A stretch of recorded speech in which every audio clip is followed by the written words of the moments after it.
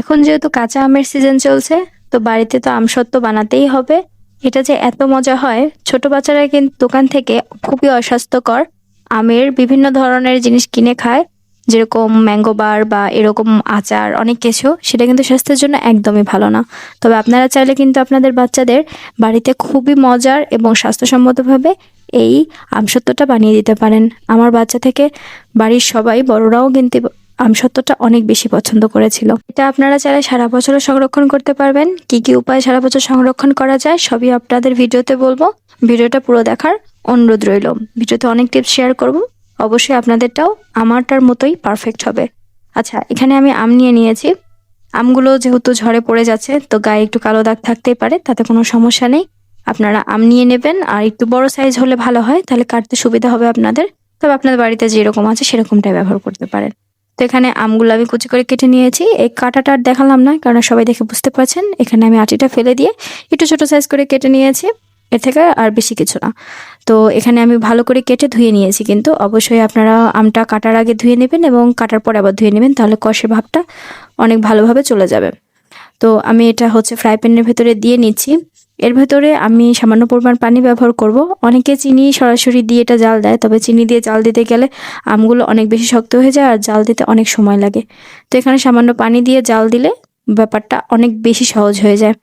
তো এখানে আমি সামান্য লবণও কিন্তু দিয়ে দিয়েছি। লবণটা কিন্তু টেস্টটাকে ব্যালেন্স করবে, তো সেক্ষেত্রে লবণটা আপনারা দেবেন। তো আমি এখানে 5 মিনিটের মতো এখানে দিয়ে দিয়েছিলাম পানিতে। বলক ওঠার সাথে সাথে এটা প্রায় সেদ্ধ হয়ে গেছে। আম সেদ্ধ হতে বেশি একটা সময় লাগে না, আর 5-7 মিনিটের ভেতরে এটা সেদ্ধ হয়ে গেছে। চামচ দিয়ে হালকা চাপ দিলে বুঝতে পারবেন এটা গলে যাচ্ছে।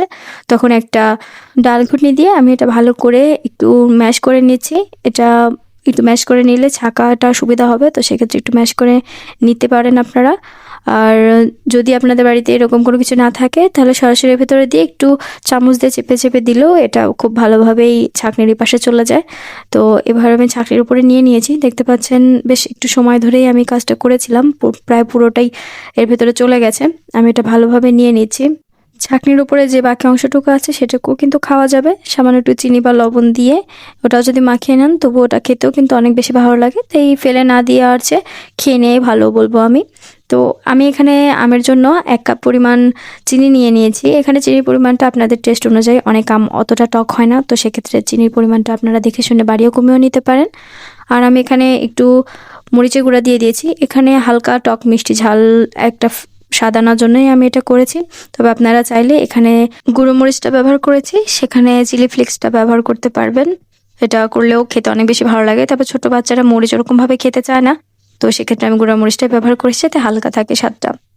তো এখানে আমি একটা ট্রের উপরে সরিষার তেল একটু মালিশ করে নিলাম, যাতে এটা খুব সহজে উঠে আসে, কোনোভাবে যাতে লেগে না যায়। এ কারণে সামান্য একটু তেল উপরে লাগিয়ে নিতে হবে।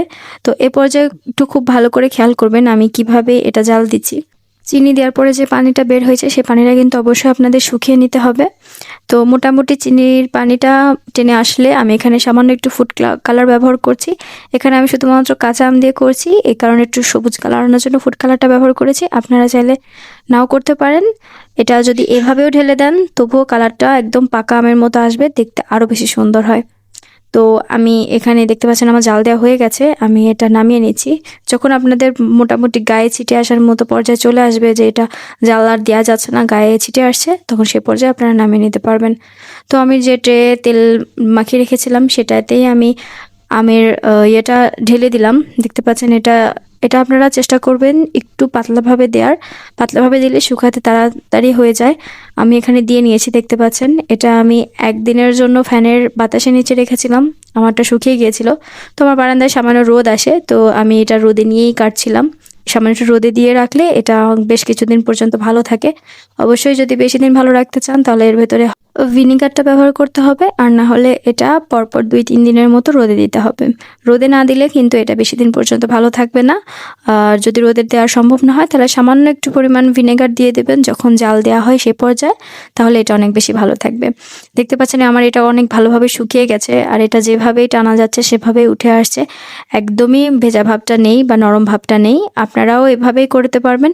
শুধুমাত্র যেদিন নামাবেন বা যেদিন হচ্ছে বানাবেন সেদিন একদিন গোটা একটা একটা রাত যদি ফ্যানের বাতাসের নিচে রাখেন তাহলেই এটা ভালো করে ঢেকে যদি আপনারা বেডরুমেও রেখে দেন তাতেও কোনো সমস্যা নেই, এটা শুকিয়ে যাবে একদিনের ভেতরে। আশা করছি আমার আমসত্ত্ব বানানোর ভিডিওটা আপনাদের অনেক ভালো লেগেছে। যদি ভালো লাগে তাহলে একটা লাইক দিতে পারেন আর চ্যানেলটা সাবস্ক্রাইব করতে ভুলবেন না।